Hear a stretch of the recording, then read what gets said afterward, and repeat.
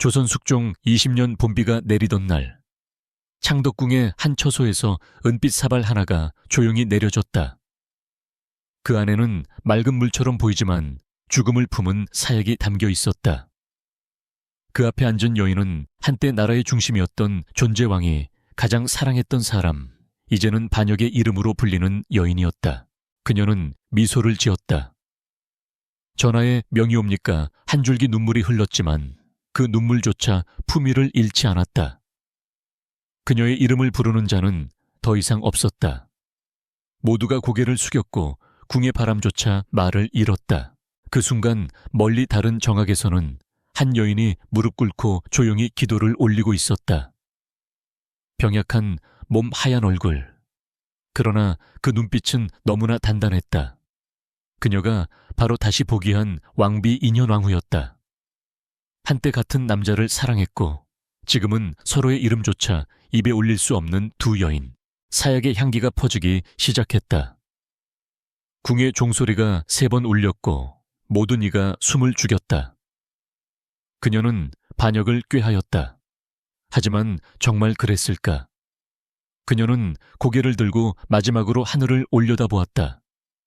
내 사랑은 죄가 되었고 내 이름은 독이 되었구나. 그날 밤 숙종은 아무 말도 하지 않았다. 왕의 명령으로 여인을 죽였으나 그 명령을 내린 사람은 남편이었고 사랑이었다. 불빛이 꺼진 창밖에서 바람은 마치 두 여인의 숨결처럼 얇고 떨렸다. 시간은 흘러도 창덕궁의 담장은 여전히 그날의 냄새를 품고 있다. 그 안에는 사랑과 질투, 권력과 예법, 그리고 이 해인이 섞여 있었다. 왕의 사랑을 차지한 두 여인. 한 여인은 죽음을 맞고 다른 여인은 이름만 남았다. 그리고 역사는 이렇게 시작된다. 인현왕후와 희빈장씨 두 여인의 사랑은 한 왕조의 운명을 바꾸었다. 그러나 그 운명은 처음부터 불공평하게 짜여 있었다. 숙종이 왕위에 오른 것은 겨우 14살의 나이였다. 그의 즉위와 함께 조정은 남인과 서인 두 파로 나뉘어 칼날 같은 대립을 시작했다. 서인은 예와 절차를 중시했으며 남인은 감정과 현실을 내세웠다. 그 대립은 결국 왕의 일상과 후궁의 질서에까지 파고들었다. 그 무렵 궁 안에는 한 젊은 궁녀가 있었다. 그녀는 바느질보다 붓을 더 잘 다뤘고 조용히 글을 읽는 습관이 있었다. 그녀의 눈빛은 다른 궁녀들과 달랐다. 순한 듯하지만 그 속에는 세상을 꿰뚫는 듯한 이질리지가 숨어 있었다. 왕은 우연히 그녀를 보았다. 그날 이후 왕은 그 여인을 잊을 수 없었다. 그녀가 바로 훗날의 희빈 장씨였다. 그녀의 출신은 미천했으나 말 한마디 한마디에 기품이 있었다. 숙종은 그녀의 지혜에 매료되었고 점차 그녀의 곁에서 시간을 보내기 시작했다. 왕의 마음은 조용히 흔들렸고 그 사랑은 예법이라는 이름의 벽을 조금씩 무너뜨렸다. 하지만 그 사랑이 깊어질수록 조정은 불안에 떨었다. 서인들은 속삭였다. 천한 궁인이 어찌 왕의 곁을 차지할 수 있단 말인가. 남인들은 반대로 속삭였다. 그녀는 하늘이 내린 여인, 새로운 기운이 궁에 스며든다. 왕의 사적인 감정은 곧 정치의 무기로 바뀌었다. 한편 인현왕후는 조용한 여인이었다. 그녀는 말을 아꼈고 왕의 마음을 강제로 붙잡으려 하지 않았다. 그녀는 단지 왕비로서의 자리를 지키려 했다. 그러나 세상은 그녀의 침묵을 냉정이라 여겼다. 왕의 눈에는 희빈의 웃음이 따뜻하게 인연의 절제가 차갑게 보이기 시작했다. 그해 겨울눈이 유난히 많이 내렸다. 왕은 희빈의 처소에서 하얀 눈을 바라보며 속삭였다. 그대는 눈처럼 맑도다. 그 말이 입 밖에 나오는 순간 조정은 이미 균형을 잃기 시작했다. 서인은 분노했고 남인은 환호했다. 왕의 사랑은 단지 개인의 일이 아니었다. 그것은 권력의 기울기를 의미했고 나라의 향방을 결정짓는 불씨였다. 얼마 지나지 않아 남인의 세력이 강해지고 서인은 궁 밖으로 밀려났다. 인현왕후의 자리 또한 흔들렸다. 그녀는 여전히 품위를 지켰으나 왕의 시선은 더 이상 그녀를 향하지 않았다. 그녀는 밤마다 기도를 올렸다. 전하의 마음이 바른 길을 잃지 않게 하소서. 하지만 그 기도는 바람에 흩어졌다. 왕의 곁에는 이미 다른 여인의 웃음이 있었다. 그 웃음이 달콤할수록 조정의 공기는 더 냉랭해졌다. 정치는 사랑을 삼키고 사랑은 정치를 망치기 시작했다. 이것이 훗날 조선을 흔든 두 여인의 운명이 처음으로 얽히기 시작한 순간이었다. 그러나 사랑이 권력이 되는 순간 그것은 더 이상 사랑이 아니었다. 눈이 녹고 봄이 오자 궁궐의 공기는 더욱 차가워졌다. 왕의 처소에 드나드는 사람은 바뀌었고 왕비의 정악은 점점 조용해졌다. 그 침묵이 불길했다. 사랑이 사라진 자리는 언제나 불신이 채운다. 남인들은 매일 밤 밀담을 나누었다. 이제 왕비는 마음을 잃었습니다. 새로운 세상이 올 때입니다.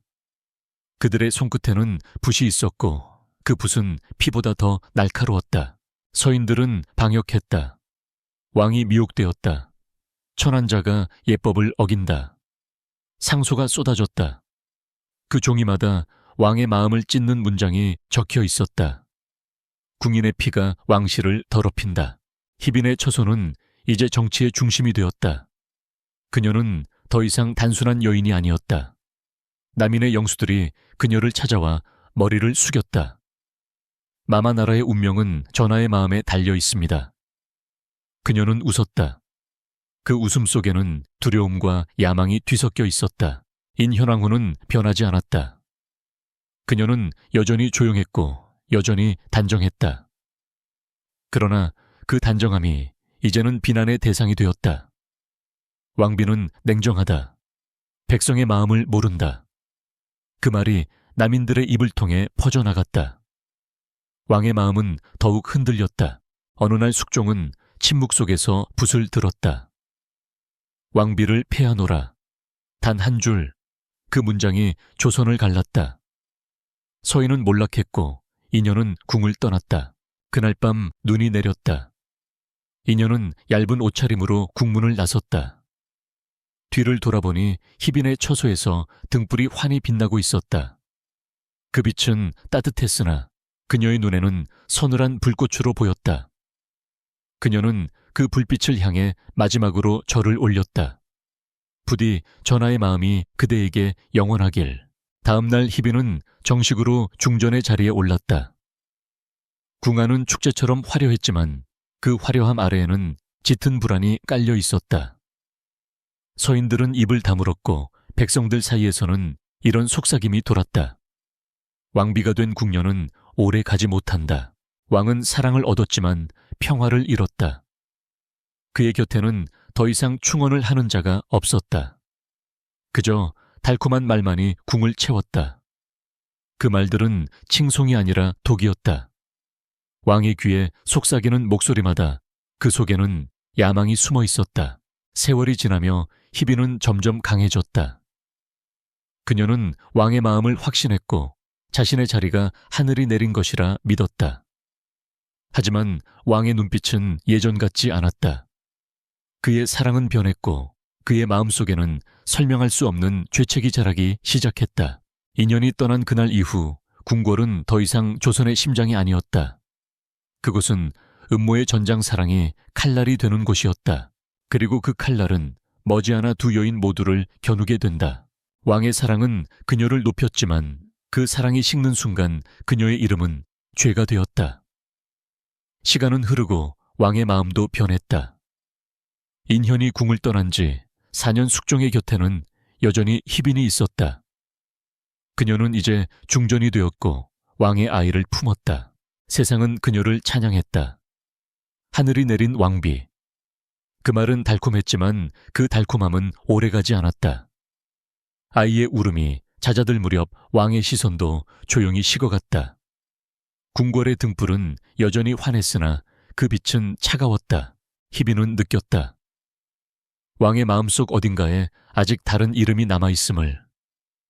그녀는 웃음을 잃지 않았지만 그 웃음에는 불안이 스며 있었다. 사랑을 지키기 위해 그녀는 점점 더 조심스러워졌다. 그러나 조심스러움은 곧 의심으로 바뀌었다. 그 무렵 서인들의 세력이 다시 고개를 들었다. 인연을 옹호하는 신하들이 몰래 모여 상소를 올렸다. 전하 왕비의 폐출은 잘못된 판단이옵니다. 그 글은 왕의 마음을 흔들었다. 그는 서류를 덮으며 오랫동안 말이 없었다. 밤이 깊은 시간 숙종은 홀로 창덕궁의 뜰을 걸었다. 눈이 내리고 있었다. 그는 속삭였다. 그녀는 나를 원망했을까? 그날 밤 왕의 마음은 처음으로 흔들렸다. 며칠 뒤 인연은 궁으로 불려왔다. 그녀는 병색이 완연했지만 여전히 단정했다. 왕이 문을 열자 그녀는 조용히 일어나 예를 올렸다. 전하의 명을 받들겠나이다. 왕은 아무 말도 하지 못했다. 그녀가 떠났던 자리에 다시 발을 들이자 궁은 숨을 죽였다. 희빈의 처소에는 등불이 켜져 있었지만 그 불빛은 불안하게 떨렸다. 사람들은 속삭였다. 왕의 마음이 돌아왔다. 그리고 마침내 왕은 결단을 내렸다. 인연을 다시 왕비로 삼노라. 그 한 줄의 명이 내려지던 날 궁궐의 공기가 갈라졌다. 서인은 환호했고 남인은 절망했다. 희빈은 침묵했다. 그녀는 미소를 지었다. 하지만 그 미소는 더 이상 사랑의 것이 아니었다. 그것은 스스로를 지키기 위한 마지막 가면이었다. 밤이 깊자 그녀는 거울 앞에 앉아 머리를 빗었다. 거울 속에는 더 이상 젊은 여인이 없었다. 그녀는 자신에게 속삭였다. 사랑은 죄가 되었고 나는 그 죄의 이름으로 산다. 인연은 다시 왕비의 자리에 올랐지만 그녀의 몸은 이미 병들어 있었다. 보기의 날에도 그녀는 웃지 않았다. 그녀의 시선은 늘 멀리 왕의 얼굴 너머 어딘가를 바라보고 있었다. 왕은 두 여인 사이에서 침묵했다. 그의 사랑은 이미 늦었고 그의 후회는 이제 아무것도 바꿀 수 없었다. 궁궐의 바람은 여전히 차가웠다. 그리고 그 바람은 두 여인의 운명을 다시 뒤흔들 준비를 하고 있었다. 사랑은 돌아왔지만 그 끝은 이미 정해져 있었다. 인연이 다시 궁에 들어온 후 창덕궁의 공기는 바뀌었다. 서인들은 조용히 돌아왔고 남인의 얼굴에는 그림자가 드리워졌다. 왕은 말이 줄었다. 그의 마음속에는 죄책과 안도 그리고 설명할 수 없는 공허함이 섞여 있었다. 그는 매일 밤 인연의 처소를 찾았지만 그녀는 말없이 그를 맞았다. 전하 나라의 일은 평안하십니까? 그녀의 목소리는 고요했지만 그 고요함이 왕의 가슴을 더 아프게 했다. 희빈은 여전히 중전의 예복을 입고 있었으나 그 자리는 이미 껍데기에 불과했다. 사람들은 그녀를 향해 고개를 숙였지만 그들의 눈빛 속에는 두려움과 경멸이 뒤섞여 있었다. 그녀의 처소에는 웃음이 사라지고 밤이면 촛불이 하나씩 꺼져갔다. 그러던 어느 날 인연왕후가 갑자기 병에 걸렸다. 그녀는 몇 주 동안 병상에서 일어나지 못했다. 왕은 매일 약을 들고 그 곁을 지켰다. 전하 부디 저를 위해 마음 아파 마옵소서. 그녀의 손은 차가웠고 그 차가움이 왕의 손끝까지 번졌다. 그녀는 그렇게 세상을 떠났다. 그 소식은 번개처럼 퍼졌다. 궁중은 다시 술렁였다.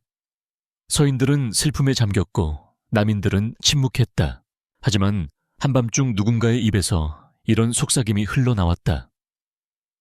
그녀의 병은 자연스러운 것이 아니었다. 그 말은 바람을 타고 번졌고 이내 조정 전체가 그 속삭임으로 물들었다. 누군가 인형에 바늘을 꽂았다. 누군가 약재를 바꿨다. 모든 시선이 희빈의 처소를 향했다. 왕은 흔들렸다. 그는 믿고 싶지 않았다. 그러나 서인들의 상소가 쏟아졌다. 전하, 악녀가 다시 궁중을 더럽히고 있나이다.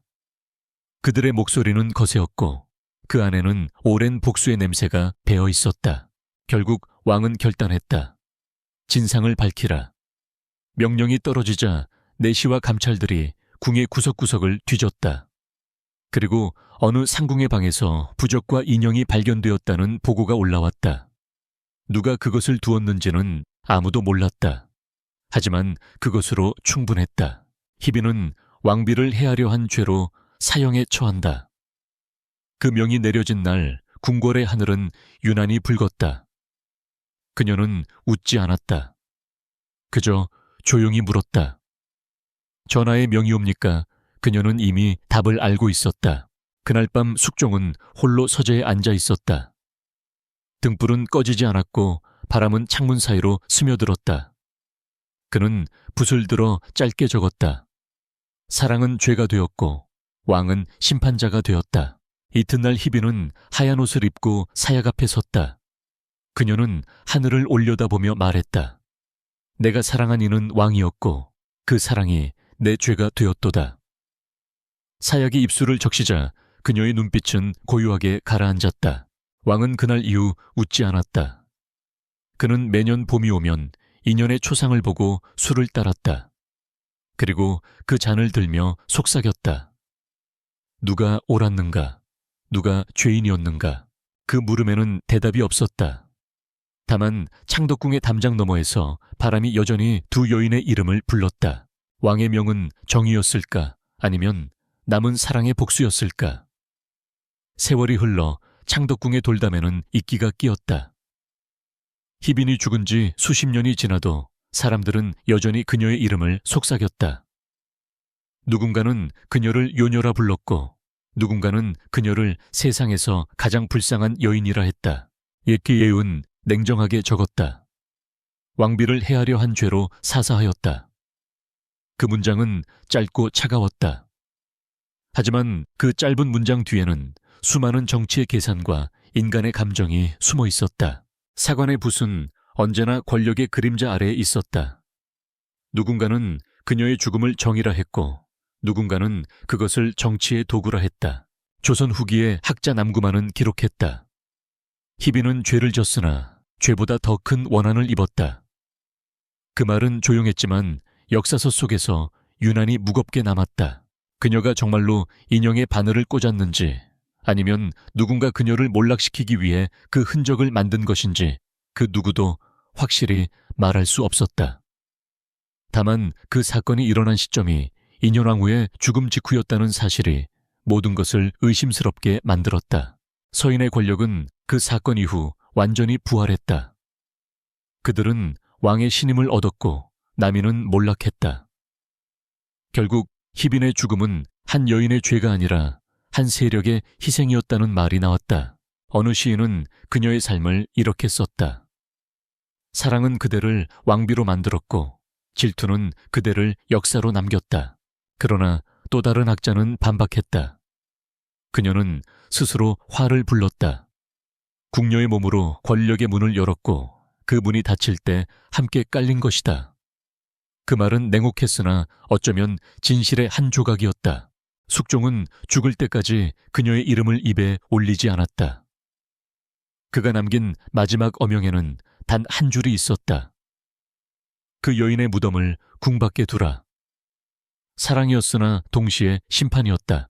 그 후 수백 년이 지나 사람들은 그녀를 다른 눈으로 보기 시작했다. 사랑에 충실했을 뿐인 한 여인 시대와 예법의 틀 속에서 짓눌린 인간으로서의 희빈. 그녀가 죄인이었는가 피해자였는가. 역사는 여전히 침묵한다. 다만 확실한 것은 그녀의 이름이 아직도 조선의 바람 속에서 속삭여진다는 것이다. 창덕궁의 돌길을 걸으면 때때로 누군가의 한숨이 들린다 한다. 그 한숨은 미움도 원망도 아닌 단지 사랑이 남긴 그림자일 뿐이다. 죄와 사랑 정의와 복수 그 경계는 언제나 인간의 마음속에서 가장 흐릿하다. 봄이 다시 찾아와도 창덕궁의 바람은 여전히 차다. 수백 년이 흘렀지만 그 바람 속에는 아직 두 여인의 한숨이 섞여 있다. 인현왕후. 그녀는 예법의 이름으로 살았고 끝내 그 예법 속에서 사라졌다. 희빈장씨. 그녀는 사랑의 이름으로 살았고 끝내 그 사랑 때문에 죽었다. 둘 중 누가 옳았을까? 누가 더 불행했을까? 역사는 늘 한쪽의 편만 들었지만 그 편이 진실이라고 말할 수 있는 사람은 아무도 없다. 인현은 나라의 어머니로 기억되었고 희비는 죄인으로 기록되었다. 그러나 그 둘 모두 사랑받고 싶었던 한 인간이었다는 사실은 어느 사서에도 적혀 있지 않다. 왕의 사랑은 잠시였고 권력의 그림자는 길었다. 사랑이 정치가 되던 시대, 그 속에서 여인들은 자신을 잃었다. 예법은 여인을 구하지 못했고 사랑도 그들을 지켜주지 못했다. 오늘 우리가 그들의 이야기를 다시 꺼내는 이유는 그 비극 속에서 인간의 본 모습을 보기 위해서다. 사랑이 죄가 되는 세상 권력이 진실을 덮는 세상. 그 속에서도 여전히 누군가는 사랑하고 또 용서한다. 밤이 깊어 궁궐의 등불이 꺼지면 돌담 사이로 조용한 바람이 분다. 그 바람은 묻는다. 당신이라면 사랑을 버리고 이름을 지키겠는가? 그리고 그 물음은 오늘을 사는 우리에게도 다르지 않다. 사랑과 명예신념과 현실, 그 경계 위에 선 인간의 모습은 언제나 조선의 옛 그림자와 닮아 있다. 조용히 이 이야기를 마치며 우리는 다시 한번 묻는다. 누가 옳았는가? 누가 죄인이었는가? 어쩌면 그 답은 오늘을 사는 우리의 마음속에 있을지도 모른다. 이 이야기가 마음에 남았다면 좋아요와 구독으로 함께 걸어가 주세요. 조선의 역사 속 아직 끝나지 않은 이야기들이 당신을 기다리고 있습니다.